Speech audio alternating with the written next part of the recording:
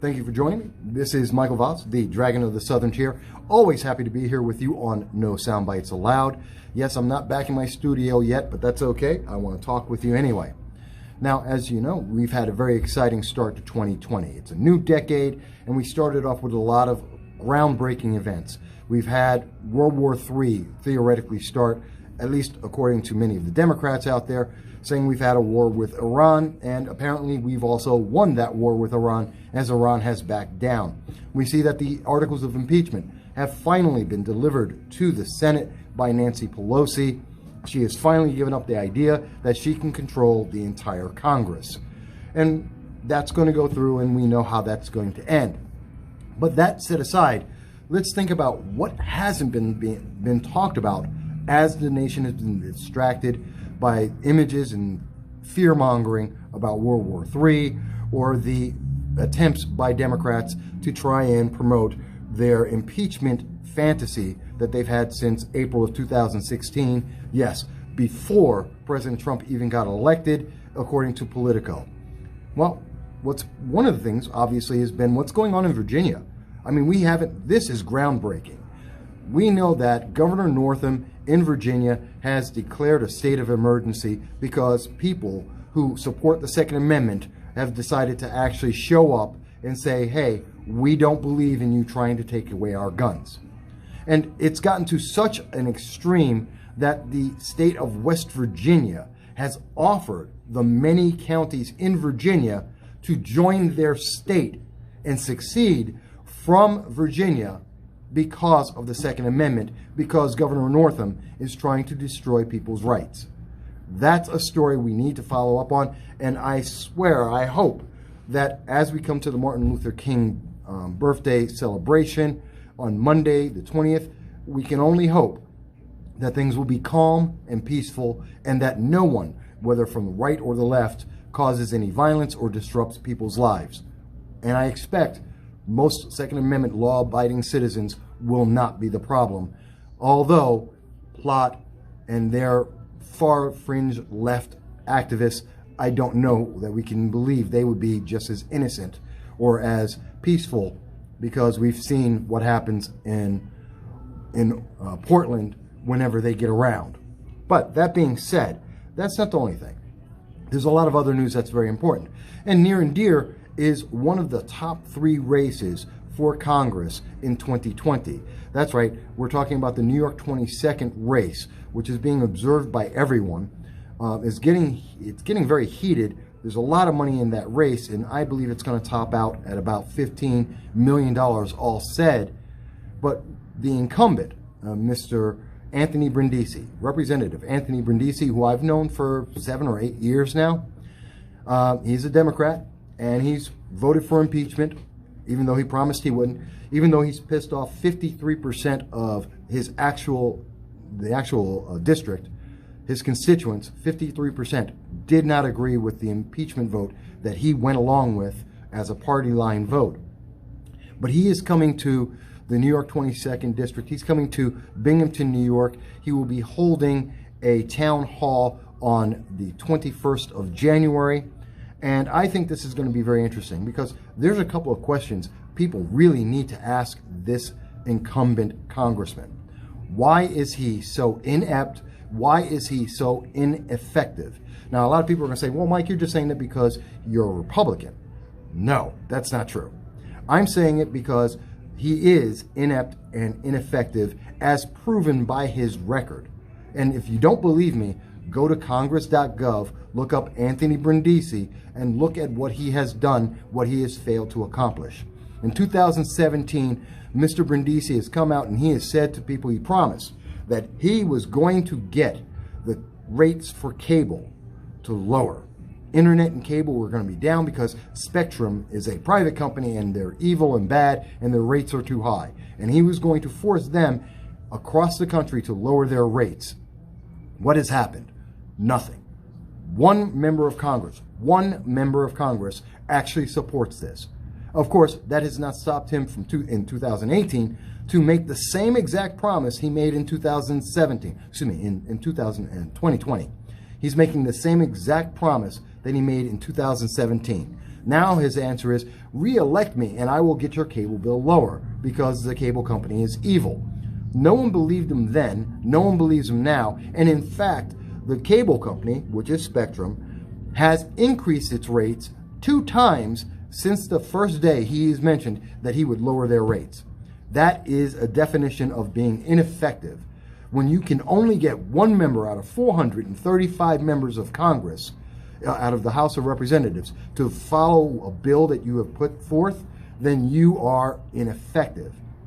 In addition, another question that should be asked, besides why is he so ineffective, why should we believe him this time versus what he promised last time about the cable bill, let's also ask him a very important question. Mr. Brindisi, Congressman Brindisi, you won't answer this, you won't take my calls, you block me on Twitter, but let me ask you, will you explain why you are using every bill that was proposed by your opponent, Claudia Tenney? She was your predecessor, she was the congresswoman before you. She put through bills that you are copying, copy and paste, and you are putting them out as if they are your name. Don't believe me? Not a problem. It is Bill, and please, if you don't believe it, look this up.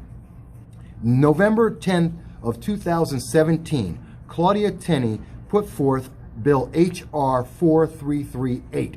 It is the Chuck Ossier Burial Benefit Act. This allows members of the United States military who have died to be able to get a burial urn for their ashes when they are cremated. That's the bill. And it is in honor of Chuck Ossier, who was cremated. That bill was put forth first time in November 10th of 2017.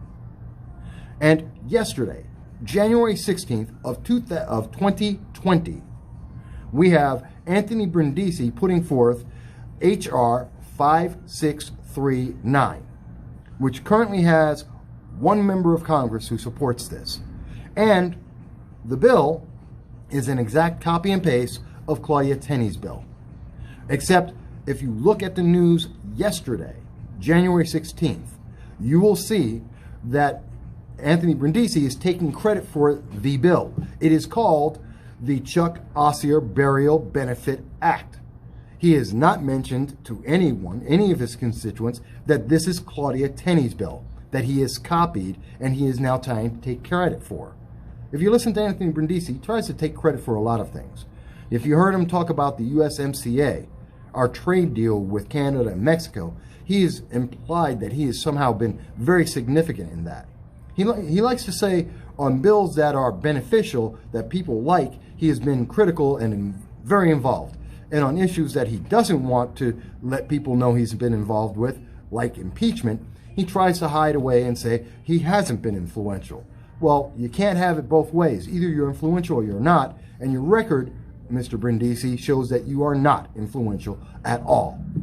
And it is a matter of ineptness that you cannot come up with your own bill to be able to put forth. He put forth the Spoons Act about buying American, about having the American government buy from American distributors, including those in the New York 22nd District.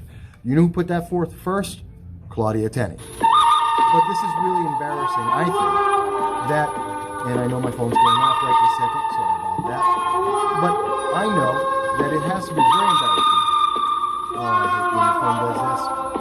But it has to be very embarrassing. So it has to be very embarrassing that the Chuck Ossier Burial Benefit Act, which I believe is a universal act. Democrats and Republicans and independents can all agree that our servicemen who have given their lives in our nation's honor, when they die, to give them a burial urn, there is no reason why we shouldn't do that. But guess what? You should also give credit for the people who actually did the hard work and actually put this bill together and tried to get it passed first. And the fact that you, Mr. Brindisi, have gotten 1 member of Congress to agree. How many members of Congress have served in the military, whether they're Republicans or Democrats, and you can only get 1 member not in New York State to support your bill? That is ineptness. You are ineffective and inept, and no one who is inept or ineffective should be allowed to be reelected in Congress. Yes, you've had your chance. You failed. You should be replaced. That is my belief. And guess what? When I see you on the 21st, I will be asking about this bill. I think people should ask about the House Resolution 712, which has one member of Congress backing it, where you, Mr. Brindisi, would like to have drug addicts considered the same as someone who has a disease. There is an issue there.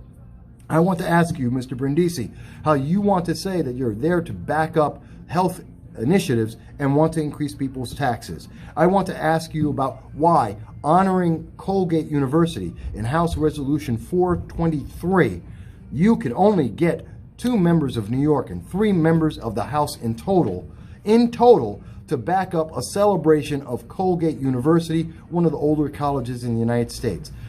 Either they are angry at you, either your colleagues are angry at you, or you are doing something wrong. You are inept or inefficient, and either way, why should anyone re-elect you if you can't even get a bill passed saying it's a great thing that Colgate University has been around for 200 years? I don't know. Maybe that's me.